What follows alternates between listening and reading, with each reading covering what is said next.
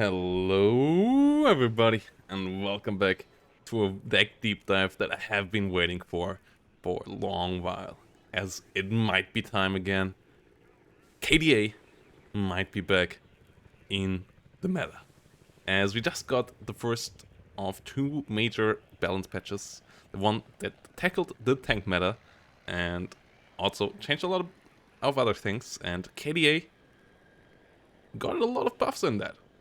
And all the other divisions got quite a couple of nerfs, so let's jump in here and let's talk about KDA and why I think it's quite a viable deck. First of all, supply tab is pretty dope. Me26 gives you a hell of a lot of supply. The UWATSs and the SPWs give you quite a bit of CVs, 5 CVs here already.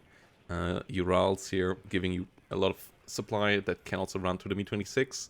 Like, you could even cut one of these 2 CVs here and still be fine, as we have 3 more CVs in the infantry tab, so 8 CVs in this deck, which is a lot. So you really should never run out of that, which is a nice thing to have. And then you can see 75 infantry units here. Pioneers still pretty strong. Pioneer Flamethrower also still quite numerous. And currently, Special Forces are pretty good at dealing damage. The RPG-29 does insane amount of suppression since the last change, so it still does great damage. So the Spetsnaz pretty helpful here, once more. And KDA, with the changes to armored units, damage against infantry and so on, 14 hit points hold out for forever. Their RPG-7 also does nice stress damage. Now, it doesn't still deal terrible damage, but it is nice stress damage. So if you mix them in with Panzerjägers and Mordschützen, for example, you have a pretty strong force now. And you can just absolutely swarm the enemy. The MGs here on their vehicles got slightly buffed as well. It's still not great, but it gives you another lightly armored vehicle, which is nice as well. And then Conquerors are also improved thanks to their improved stress, so they help out with that as well.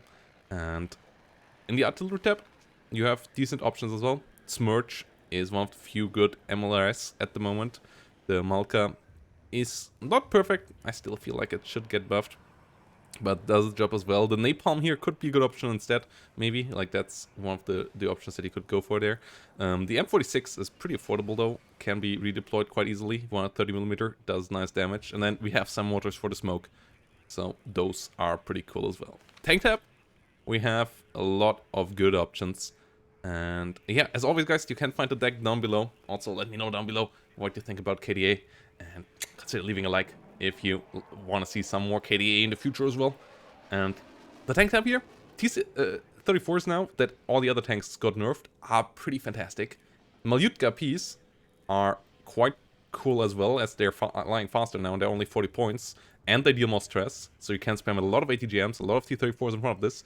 And anti-tank guns actually are a bit OP at the moment, so having 2 cards of those is fantastic, as they just take a lot less damage than before. They don't get one-shot by tanks anymore. They get the cover bonus, so they can actually tank a good couple of tank shots and shoot back. They have nice stealth, so both of these are fantastic as well.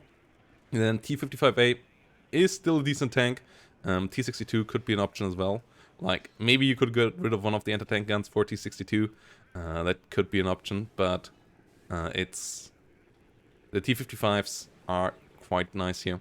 And this is a nice tank tab. Recon tab, you get Spetsnaz GRU, which are still nice. They got nerfed quite a bit on the Dragunov, but the GSR still gives you great recon. And then Aufklärers, which got buffed on their RPG, and they are pretty solid recon units as well. AA is the Book, which got nerfed at rate of fire, but it's still the longest range AA. It still does fantastic damage. And the ZSU 57 here even got buffed again, so that is pretty nice. Has great anti-ground range, so you can really use them to deal some damage to ground units, which is really, really cool. And then helicopter tab, with more agility, the Me-24Ps are a lot of fun to use with their 8 cocons, their 30mm cannon, and so on. Like, the agility buff here, especially helping out with getting the 30mm aligned. So that is quite cool. It's a strong helicopter. And then in the air tab, you have so much cool stuff still. You have Suicide AT missile planes, which are quite cool. You have cluster bombers, you have some nice HE bombers, you have decent Su-23 seed planes here, which are pretty fast, super high ECM with 60%. And then your air superiority fighters are not that great, but they are what you need when you already have good books. So those are quite nice as well. So yeah, it really pretty versatile deck, and the amount of suppression, the buff to ATGMs and anti-tank guns really makes it viable again. And the amount of push power that you have with your infantry now that they don't just get absolutely melted immediately by anything armored is really fantastic.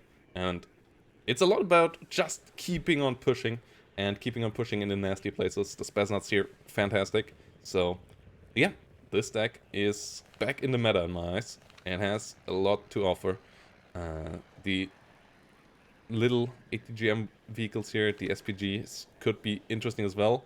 I don't think you want to use them, but the rest here already quite nice. And if you want to see this deck maybe in action, come around, first of all, to the next YouTube ranked game, but especially to Twitch tomorrow and on Sunday, as we're gonna have the next WARNO League Super Tournament, and it's gonna be really exciting. We have the next level up basically in quality of content. We have a lot of players. We have over $200 of prize pools, so it will be a massive event, and you shouldn't miss it. See you on there, guys, and have a great day.